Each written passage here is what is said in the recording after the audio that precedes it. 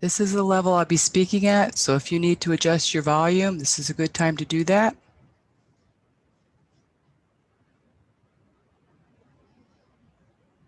Okay, this is a photo of Alan Leo as a young man. He is known as the father of modern astrology.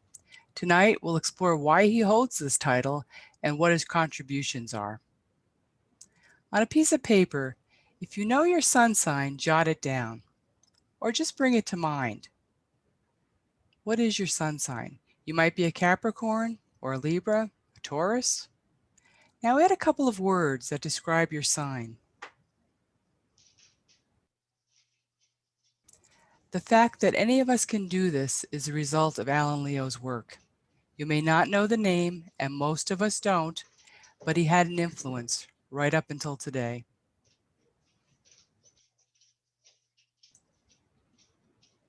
Let's take a look at some fun examples of sun sign astrology that float around on the internet.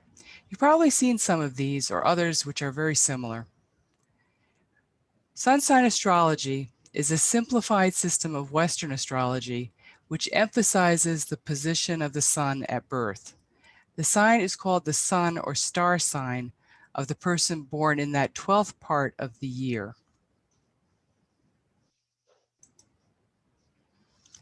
So here are a few examples.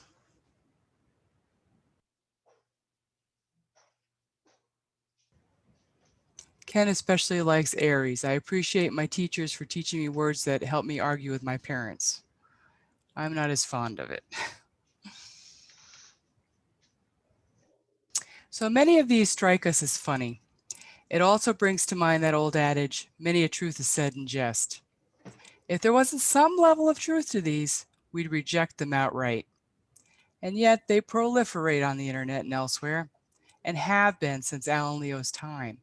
So on some level, they resonate. These kind of sun sign portrayals are very popular.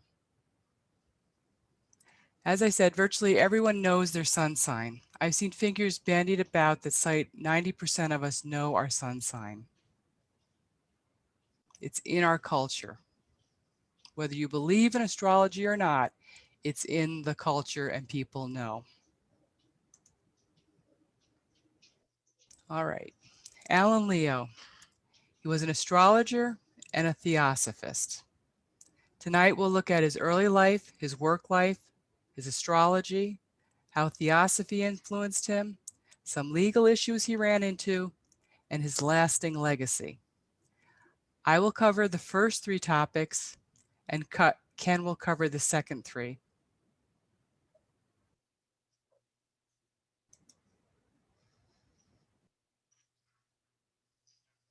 This is Alan Leo's birth chart from a site called Astrodienst. It's a computer-generated chart. Modern astrologers would be very familiar with this kind of thing. Don't worry if you're not used to looking at birth charts. We're not going to do a deep dive into the technicalities of chart reading. However, I wanted to point out that Alan has a concentration of energy in Leo, and this is where he takes his name from. So if we look over here to the glyph, this is the glyph for Leo. These four planets actually are in Leo. This is a stellium, concentration of energy. So he has Jupiter, the Sun, Mercury, and Saturn. Saturn in the first house, the other three in the 12th house. So this is where he takes his pseudonym from. He was born William Frederick Allen, August 7th, 1860, near Westminster Abbey, London. At the time Allen was born, this was not the nice tourist attraction we find today. It was a really rough part of the city. A lot of crime, poverty, prostitution. In fact, Charles Dickens called it Devil's Acre. So not an idyllic place to grow up. His mother was Carolyn Beresford. She was a member of a strict Christian sect called the Plymouth Brethren. She worked as a seamstress when Allen was growing up. His father was William Allen. He saw military service in India. He was shot in the leg and made lame, and he later, returning to England, worked as a hospital porter. So the family always had money, but they didn't have a lot of money. Alan started his life, as I said, in London, but the family did move quite a bit. They lived in Edinburgh later and Staffordshire. Alan had 4 siblings, 3 brothers and a sister. All were much younger than himself.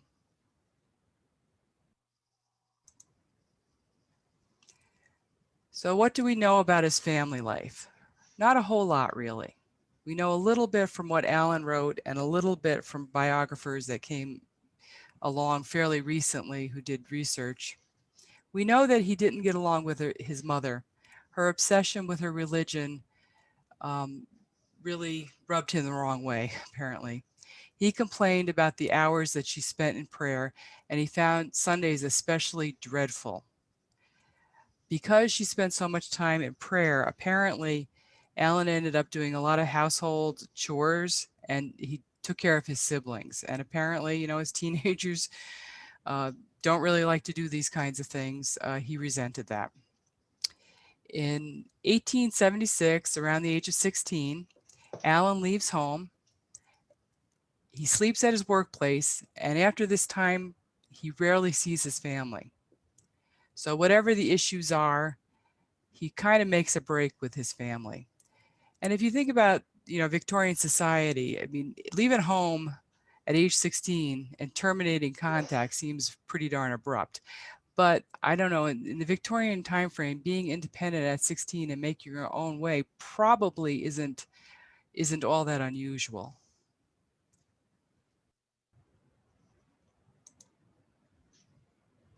So Alan sets off on his own at 16, and his work life is rather rough. He goes through a lot of different kinds of jobs. He works as a draper, which is somebody that sells cloth, a chemist's assistant, a grocer, and a sewing machine salesman. He also works as a shop manager. Nothing lasts long. There are bouts of unemployment and bouts of poverty. So it's a hard life. He's really scraping by. There's probably a lot going on internally as well at this point, because in his home, he was exposed to a lot of religious questions, but not a whole lot of good answers, at least for Alan. So there's probably a lot of turmoil inside as well. And Patrick Curry notes this in his book when he talks about Alan Leo, that there are these unfulfilled questions that have been raised and unanswered for Alan. Alan's big break, at least as far as his work life is concerned, happens in 1887. He goes to work in London for the Ebenezer Roberts confectionery firm. This is a company that made candy, and it's an international company. You can see in the picture, it's a really huge facility. They sold candy all over the world. When Alan goes to work for Roberts, he's employed to sell sort of a new invention that's coming into the world at this time. And it's an ice cream machine that's being made for people to make ice cream at home. So Alan is a traveling salesman selling ice cream machines. He's very successful at it. In fact, he's so successful at it, Ebenezer Roberts has trouble keeping up with his orders. In modern terms, he's probably making a salary of about 50,000 pounds a year. And for us, that's probably around $100,000. So a really good income. And he works for them for some years. It's a nice job where he's got constant employment and a good flow of income. All right, so when and where does Alan first become exposed to astrology? This is Alan's birth chart in the style of his day. Everything you see here would have been calculated by hand. So none of the nice computer models that we run today and, put in all your particulars and it spits out everything nice for you. You don't have to do any calculation. In Alan's day, everything was calculated. In any event, his first exposure to astrology happened in 1885 prior to going to London. And this happened when he had a minor health complaint and he went to see a doctor. Alan went to see someone called Dr. Robert Frank Richardson. At the time, Richardson was working as an herbalist. He will later qualify as a doctor, but at the time Alan checks in with him, He's an herbalist. And Richardson asks Alan his age, the date of his birth, the time of his birth, and the place of his birth. He then consults some books, draws something like a map, and does some calculations, all really weird stuff for a doctor. And then he diagnoses a kidney ailment and prescribes an herbal remedy. He tells Alan that it'll be better in 3 weeks, and Alan leaves. By the third visit, Alan works up enough courage to ask Richardson, "What the heck does all my birth information have to do with my health?" Well, this is when Richardson starts to indoctrinate Alan into astrology. And it's the following Sunday, Alan and Dr. Richardson meet for tea, and Richardson starts to show him how to cast a horoscope. They quickly become friends, and Richardson becomes his astrology teacher. They stay together for approximately 2 years, and this is where Alan learns the fundamentals of astrology. It is from Richardson, who was this herbalist.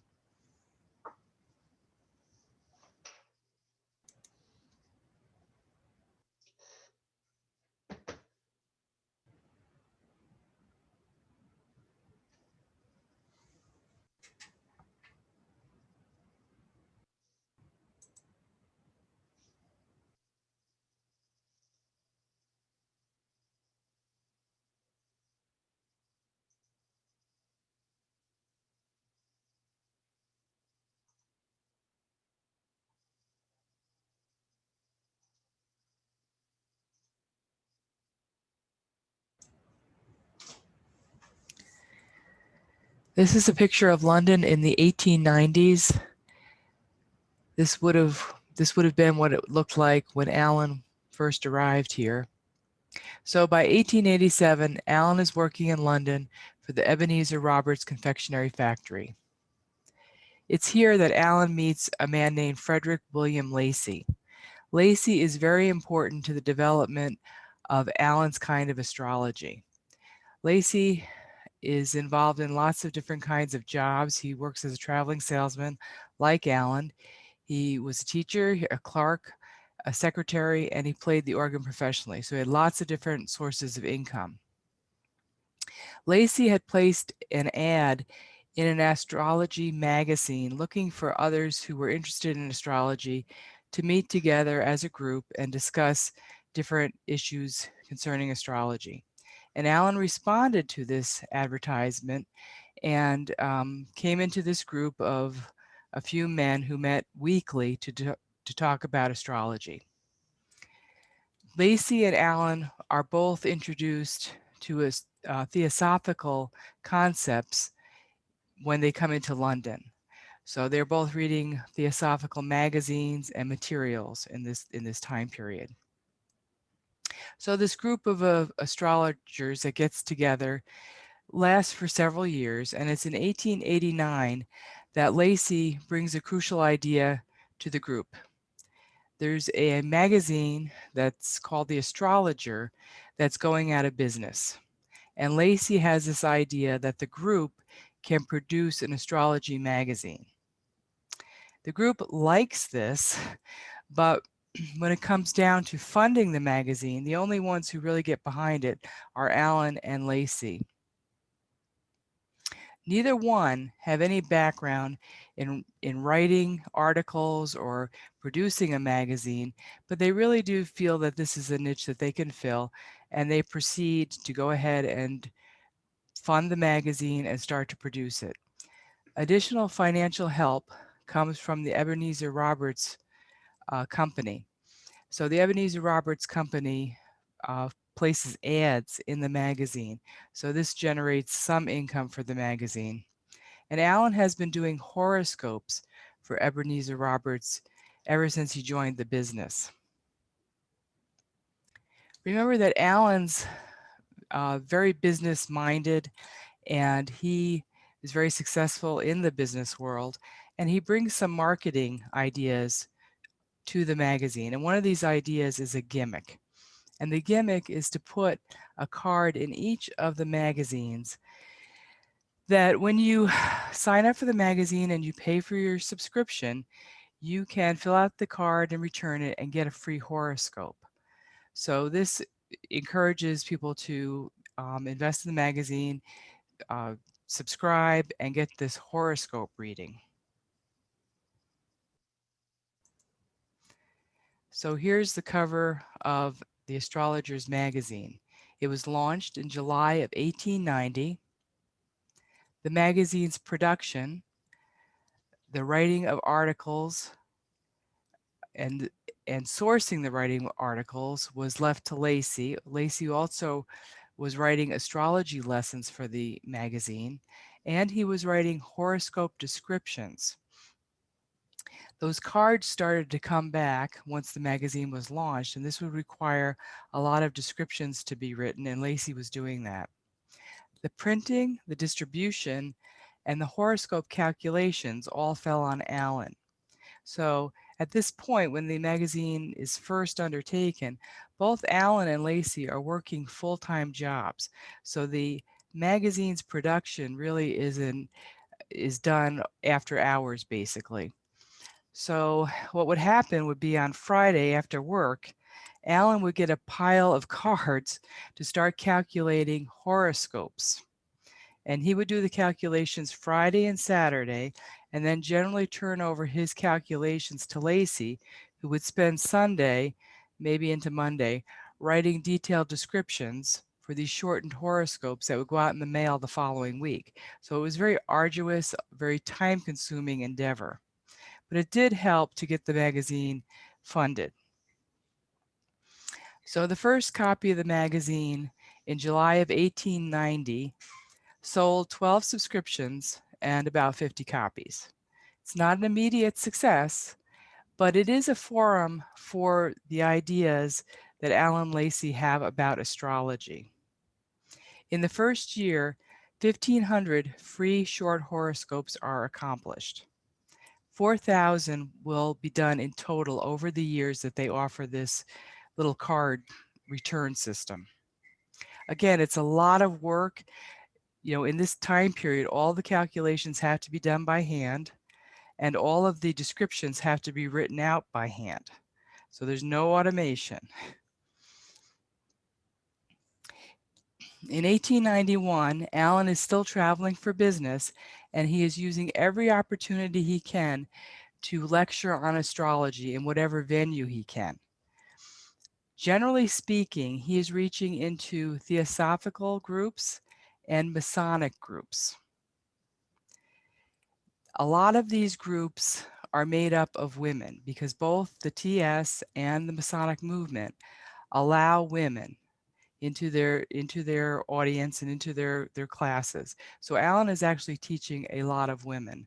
And if you think about Victorian society, a good portion of Victorian society doesn't really allow women, the same kind of opportunities we have today. So this is an avenue for women to get training in something. And the Theosophical Society leads this, and so does the Masonic movement. In these classes, Alan is encouraging people to learn about their own charts. He encourages self-reflection about their own charts, your own chart, and to use it as a spiritual development tool, to learn about your character and how to better the character. So by June of 1891, the magazine is doing pretty well. The initial investment that Alan and Lacey put into it is recouped. The back issues of the magazine now are bound and sold as hardcover books, and this brings in more revenue. And renewing subscribers now are offered the opportunity of receiving a whole year horoscope. So again, a lot of calculation and a lot of description writing is going on. So the magazine goes along fairly well for several years, and then it's in 1894 that a rather big, momentous thing happens. In 1894, Lacey leaves, and this follows sort of a little scandal. There's an astrologer named Zadkiel who writes a magazine or for a magazine called The Future. And Zadkiel attacks Lacey over some calculation errors in the magazine, and he actually publishes some of the names of contributors. And in this time period, if you were writing for the Astrologer's magazine, you would generally use a pseudonym. Even Allen's wife, who wrote for the magazine, used a pseudonym.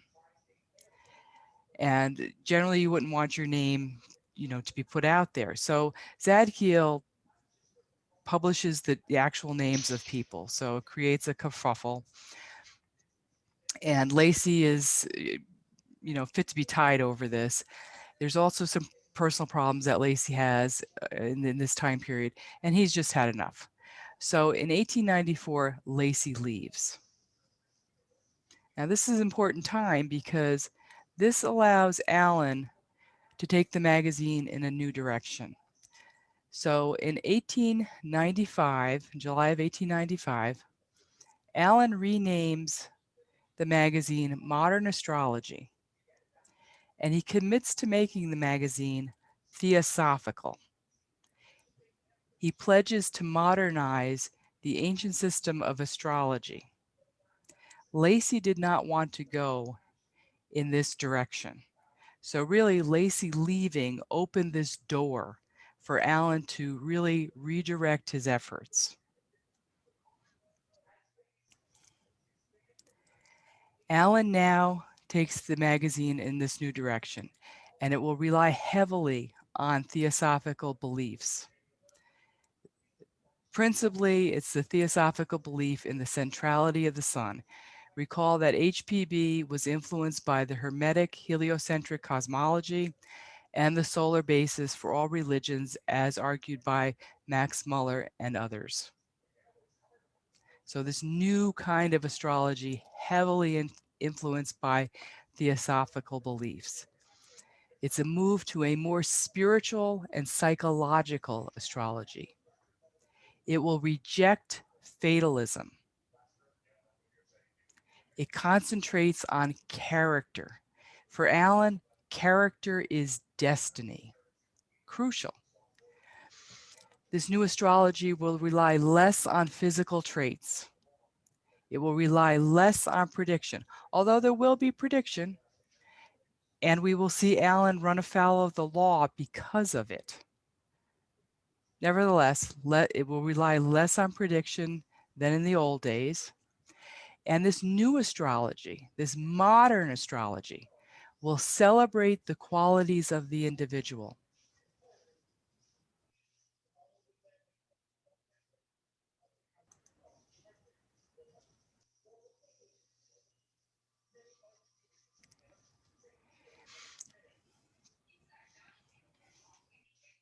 Allen does everything he can to popularize the magazine, the modern astrology.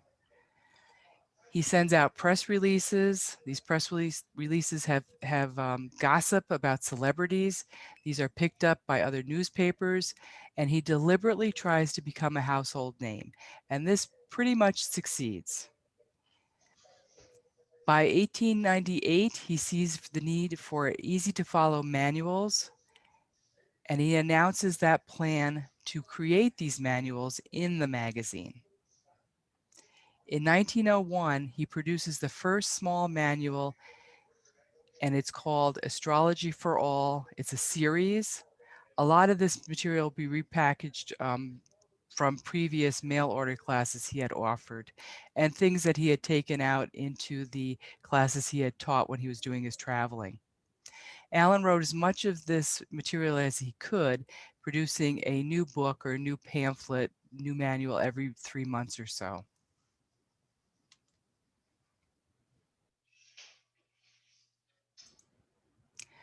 All right, so this is a mimeograph machine that revolutionized office machinery. This allows for the making of cheap copies in massive quantity. And Allen used this. So by 1902, Allen is using a system of mimeograph sheets. These are stapled together, and it is the revolution of office machinery. These horoscopes can be easily and quickly put together and mailed out in quantity. Now, this these horoscopes really are reflecting sun sign astrology. What month are you born in? Now, Alan did not create sun sign astrology, but he did popularize it. Remember, he's a businessman with um, with the ability to really market product, and so he's going to popularize this product. The sun sign astrology verbiage, the words, are really going to come from a book that was published in 1887 called Solar Biology by H.E. Butler.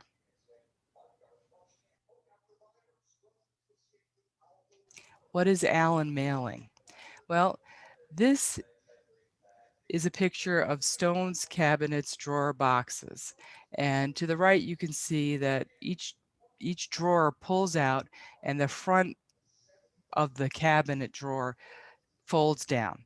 And in each drawer, we would have just individual sheets of paper with probably either a sun, moon, rising sign, or a certain planet represented on each sheet. And Alan had an entire side of a room covered in these boxes, individual sheets of paper. So you could quickly go in there and pull these sheets out and assemble a very quick horoscope. So gone are the days of hand calculations. Now you could quickly consult a table and pull these sheets together, assemble a package, and mail it out.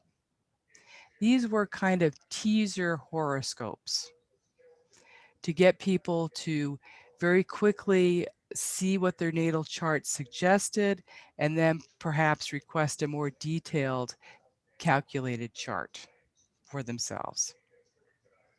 So Alan had over 100 of these drawers where a clerk could go in and pull these papers and assemble these horoscopes very quickly and put them into the mail very cheaply. So doing all those early horoscopes over the years with Lacey, they saw that a lot of what they were doing was repetitive and that they could create a system. So essentially, Alan is making astrology a system. This is a forerunner of the way astrology is done today with computers. So in addition to this being a revolutionary way of doing astrology and using that mimeograph machine, Alan also sees a need to take astrology and teach it to more people, bring it to the masses. And how to do that? Well, he anticipated the need for the manuals and also for textbooks and to make these available to people and to make them available at a cost people could afford. So by 1910, there are 14 pocket-sized guides made available. These are written by astrologers, but they all carry Allen's name. Allen is functioning as a publisher in this regard. And these act as first introductions for many, many astrologers because they're cheap, they're easy guides, and they're in print for generations. Many astrologers are trained up by these guides, and many of them are still around today. Now, for those who want to make an investment in astrology and create a livelihood from it, textbooks were also made available. In 1899, Astrology for All was published. Casting the Horoscope was published in 1901. The Art of Synthesis, which is essentially how to do a natal birth chart, how to look at that and diagnose it, was done in 1912, and Esoteric Astrology was published in 1913. By 1912, Allen was starting to do esoteric horoscopes, and he was teaching these at the Theosophical Society. Allen, by the end of his life, was really leaning into doing esoteric horoscopes and doing esoteric astrology. He's doing it primarily to a theosophical audience, but that is really where he's leaning in to the kind of astrology he's preferring, what it's evolving into. Okay, so how is Allen's astrology different than the forerunners to Allen? Well, we can look at an example. And this example comes from Leanne Curtis from her production on YouTube of the Theosophical Astrology of Alan Leo. In any event, if we compare one aspect, Moon in Capricorn. Moon in Capricorn, Raphael, and Raphael was an astrologer that Alan would have known. He lived from 1795 to 1832. Alan would not have known him personally. He would have known him as a resource because he was a resource for all Victorian Edwardian astrologers. So he was out there. Let's look at that, and then we'll compare it to the Alan Leo take on what Moon in Capricorn means.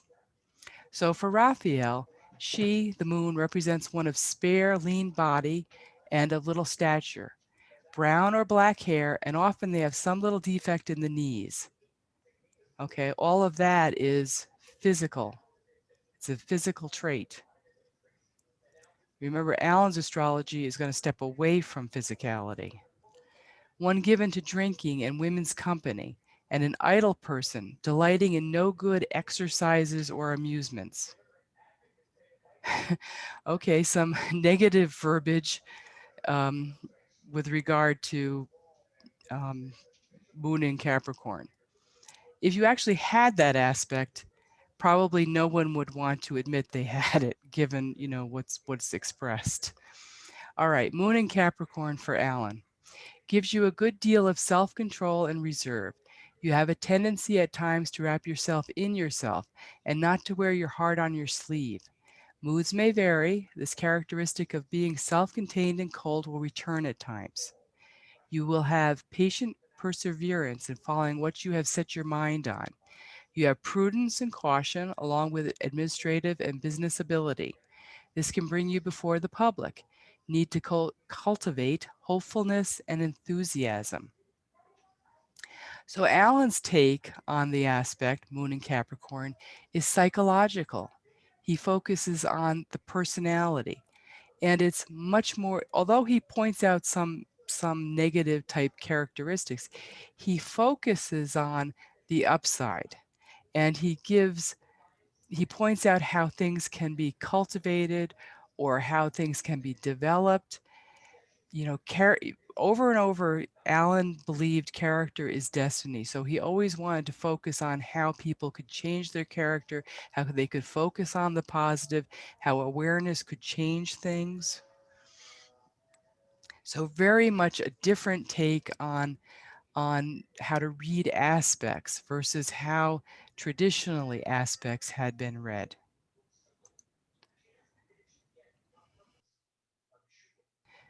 And this is the cover of Esoteric Astrology, the book published by Alan in 1913. And although the two books that I read on Alan Leo really do not dive deep into esoteric astrology, for a theosophical audience, you really have to at least scratch the surface of this because this was really where Alan was headed at the end of his life. Esoteric astrology really is the science of the soul, and that's how Alan saw it. It introduces the concepts of karma and reincarnation as central principles. There is some Hindu astrology in it. Alan did travel to India. He did study Indian astrology. He was well aware of it. Esoteric astrology talks in terms of personality, but its true focus is the soul's purpose in this incarnation. The vocabulary of the book is theosophical. It references terms and concepts in the secret doctrine. And Alan lays the groundwork for the essential esoteric model of the solar system in this book and of the human being.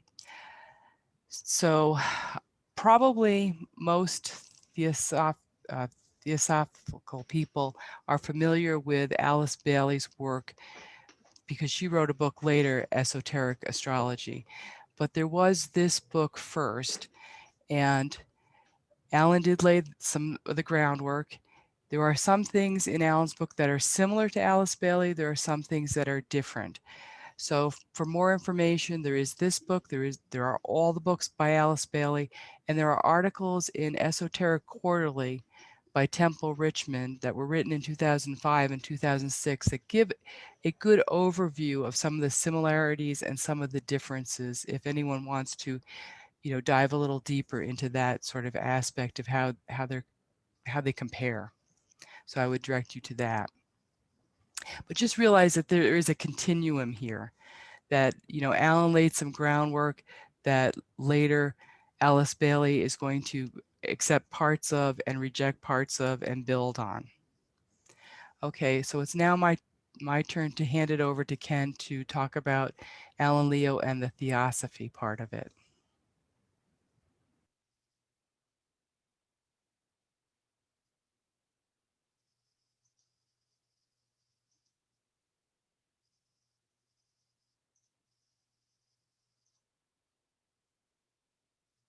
Okay, so I'll give you a moment to adjust your sound to my voice level. As we know, the Theosophical Society was founded in New York in 1875. The London Lodge was founded within a couple of years by A.P. Sinnett, and in 1887, H.P.B. arrived in London and started her own lodge, which soon dominated the London TS scene, even after her death in 1891. Please note that by that time, TS membership surpassed 100,000 people worldwide. So it was in this era of societal interest in the occult that Alan officially changed his name to Alan Leo in 1888. Both Alan and Lacey subscribed to Theosophical shiftings and were aware of other TS books when they met Walter Old, who is really known as Cephariel. Cephariel was HPB's astrologer and also part of the inner TS circle. He introduced Alan Leo and Frederick Lacey to the TS headquarters, where they met and circulated with HPV, Colonel Alcott, W.Q. Judge, and C.W. Ledbetter. They both became members and were completely engaged in activities throughout the country as they traveled for work and such. But perhaps more importantly, Alan was influenced by Ledbetter's view of Chaldean priests and their astrology, where astrology is viewed as tendencies and not predicted events, i.e., fate. In February 1893, Alan meets Ada Elizabeth Murray Phillips, Bessie, who is a phrenologist, palmist, and a theosophist after having read A.P. Sinnett's Esoteric Buddhism and hearing Annie Besant speak. Through a mutual friend, she had asked for a horoscope casting by Alan Leo. Their compatibility seemed fated. They immediately hit it off, sharing occult interest, and in September 1895, they quietly married as Alan and Bessie Leo and committed to marital celibacy as a way of life. She is a lifelong partner in all things. She studies astrology and writes articles for the new magazine, Modern Astrology. Recall that this is the time when Laura mentioned that Lacey leaves and Alan creates a new magazine to reflect the TS ideas. She travels with him, and they often both present topics to various TS groups, societal groups, classes, courses, etc. These travels were throughout UK, as well as abroad in Europe and India.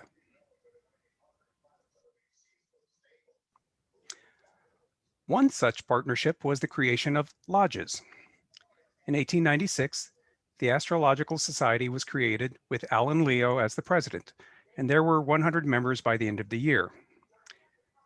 The society had a hall fund to allow space for meetings, which Alan Leo used to help build the house, or the lodge, that Annie and he would move into in July of 1897. In this photo, you can see the main level windows where the meetings of 70 plus were held. What you can't see are the interior arches where astrological symbols are carved, nor the back garden where events were also held. With this in-house meeting room, the Leos could host other meetings, and they started the Hampstead Theosophical Lodge with Bessie as president and Alan as secretary. The group was quite active and successful in sharing ideas. Some of the meetings were reported in local news with some support. The articles mentioned the participants, the topics, and even ventured to summarize the topics and concerns. For instance, the Telegraph and Courier noted the predicament of astrologers, where they are faced with two conflicting forms of discouragement: the police, who take them too seriously, while the rest of the world will not take them seriously enough. In 1902, the Astrological Society disbanded after Allen abruptly resigned. Business pressures and Bessie's father's health may have contributed. Her father, Michael Phillips, was becoming quite ill at this time, so Allen and Bessie moved with him to Surbiton, a town 11 miles southwest of London, where they could better attend to his needs. There they again established another Theosophical lodge called the Surbiton Lodge.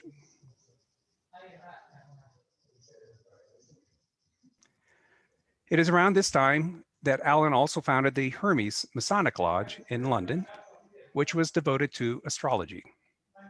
He also published the Progressed Horoscopes in 1906, where you really can't help but notice the theosophical understandings of reincarnation, karma, and the role of character. More specifically, he states character is destiny. Now, as Laura has mentioned, these thoughts, beliefs were already circulating in his articles and presentations for years. But as students of Theosophy, it is important for us to highlight a few of his perspectives. Character is the aspects of the soul that carry forth from previous lives. And as this excerpt states, he postulates that there are three factors influencing human destiny that allow us to escape the bondage of fate. These factors include heredity, the nature of our vessel, environment, the conditions in which the soul may express itself, and character, the inherent quality of the soul that can be developed to allow us to escape our karma, our fate. So we might say character is the quality of the soul that allows us to rise above nature versus nurture. How do we do this? How do we rise above? Well, he would tell you that astrology provides some answers. First, astrology can indicate why and how some lives are easy and some are not. The areas of life where tensions exist or where things may more easily flow. But also, astrology can provide the map to improve one's character. It can tell us when and how one should cultivate the virtues of patience, love, and wisdom to remedy pain and unhappiness. In other words, astrology informs us of how we can pay off our karmic debts and allow the continued evolution of the soul. So, this is 20 years after his first exposure to astrology, and this is what he is writing. It's not exactly as Laura showed you before: brown and black hair with knee issues and drunkenness.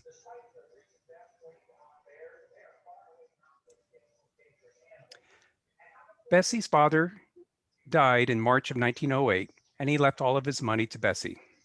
The will was challenged by a cousin, but was favorably resolved a year later. In November of 1909, the Leos were part of the TS group that accompanied Annie Besant and C.W. Ledbetter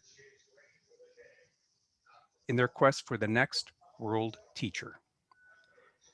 They arrive in India, where a new car was awaiting Annie Besant, purchased and arranged by Alan Leo.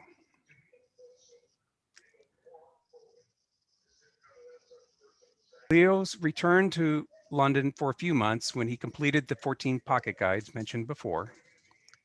And then they traveled back to India and were part of the May 1911 entourage, where Besant and Ledbetter introduced Krishnamurti to the UK.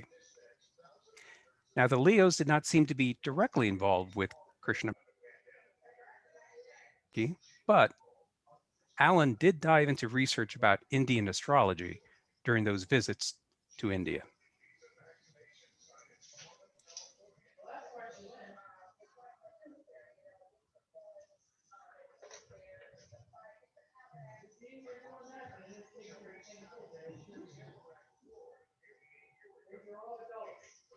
Upon their return, Allen was informed that the police had arrived to leave a message stating, "Casting horoscopes and fortune telling through astrology is an offense."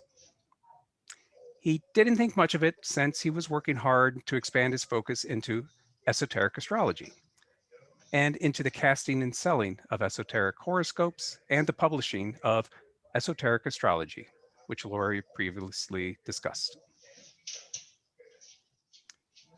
In 1915, Bessie and Allen founded the Astrological Lodge, where again, they wanted to reach and teach astrology and theosophy. This was the third attempt, and it seemed to stick. It is still active today, although it is separated from the TS. We think that they are both co-located in this building since both names are found during Google searches. Again, during this period, the two were involved in classes, teaching, meetings, etc. But legal issues did arise. Astrologers were always under the threat of the 1824 Vagrancy Act, where fortune telling was a offense. With some horoscopes specifically mentioning future events and timing, you can see where the astrologer is professing to tell the future. This carried a sentence of 3 years with possible hard labor and fines. And several astrologers were convicted during the 1890s, and Allen knew the risks. In April 1914, Allen received a summons to appear on charges of fortune telling. The case involved a policeman posing under an assumed name who bought a horoscope. The horoscope was sent out, and there seemed to be some element of prediction in it. Fortunately, Allen was out of the country at the time, so he couldn't have possibly written the horoscope. Thus, he was let go due to a technicality. The result was that neither side felt justified nor felt hurt. So, as you might expect, Alan Leo was again charged for fortune telling in July 1917. A police inspector had ordered a horoscope, and this time things turned a little more serious. After all, the case involved one of the most famous astrologers in the country. Out of the many paragraphs that were crafted, the whole case was decided on a single line in the horoscope. At this time, a death in your family is likely to cause you sorrow. Allen presented his case. He argued that the idea of astrology is based on tendencies, not fated. He pointed out cases where he'd been correct in the past. Keep in mind that he offered something like 20,000 horoscopes, with many of them allowing a money back guarantee. His lawyers outlined a long history of astrology, but in the end, he was found guilty and fined. It's a light sentence, but it is still a blow for astrology. The consequence was that Allen decided to review and revise all his written material to ensure that he sidesteps the legal issues of prediction and to more strongly focus on character and potential tendencies. Recall, the written material is pretty vast by now, and the review will require some focus. So Allen and Bessie go on an immediate retreat to Bude, Cornwall. Here, they are able to relax some and get away from the local London distractions. Allen dedicates a few hours every day to the revision of his materials, as well as the writing of his next book, Astrology Without Prediction. However, he falls ill. And on 30 August 1917, just a few weeks after the trial, he dies of a cerebral hemorrhage at the age of 57.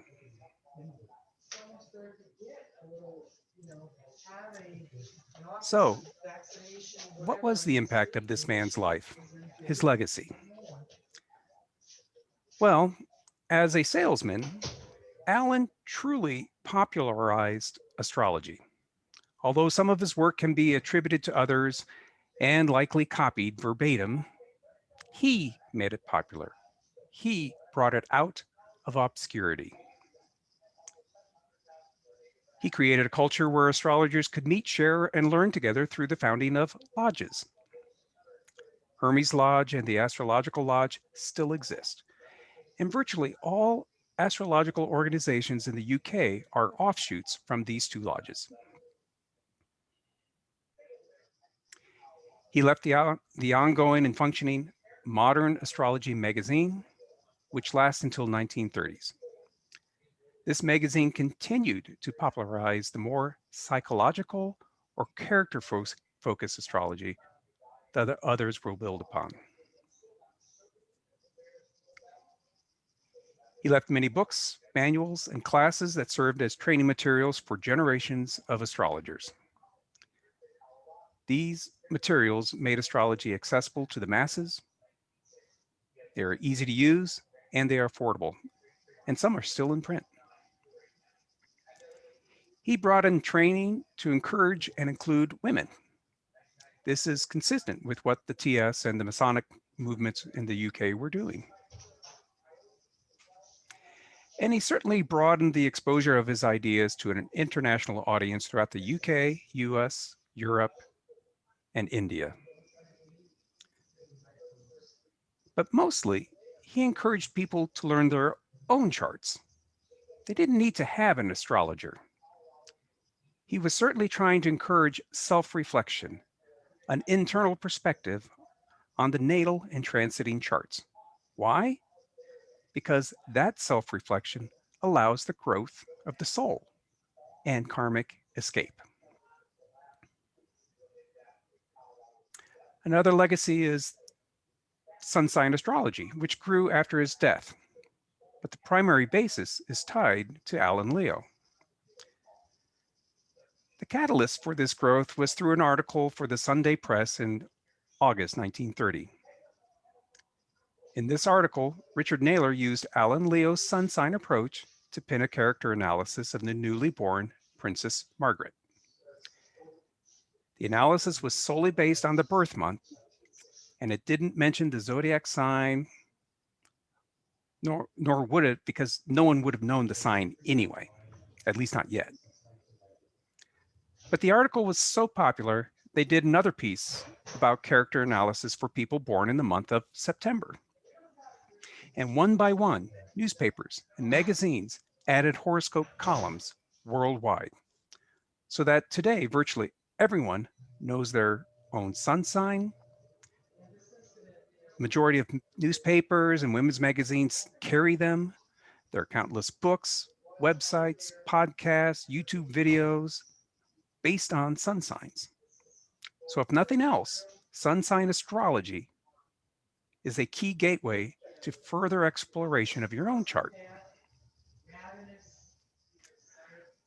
Another legacy is the in-depth expansion of esoteric astrology, as presented in his 1913 book, which certainly has ties to Theosophy.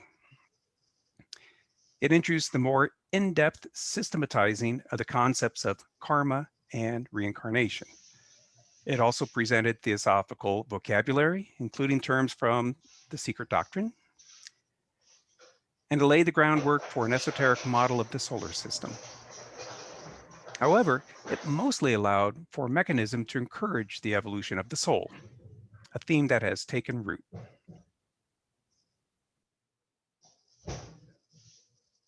A final legacy is simply the resulting astrological lineage of astrologers, where we see some immediate examples on this slide.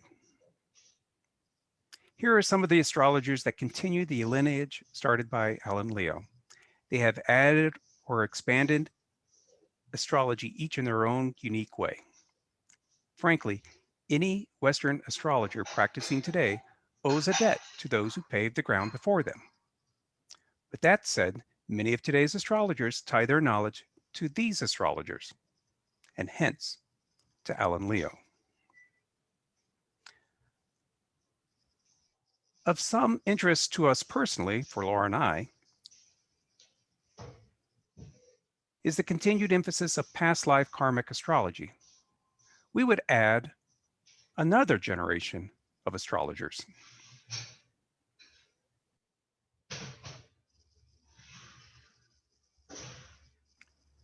These astrologers fall under evolutionary astrologers. And if you follow astrology, you may more readily recognize some of these names. With that, we conclude our presentation. And we offer these sources up should you wish to investigate further on your own. Thank you. Are there any questions?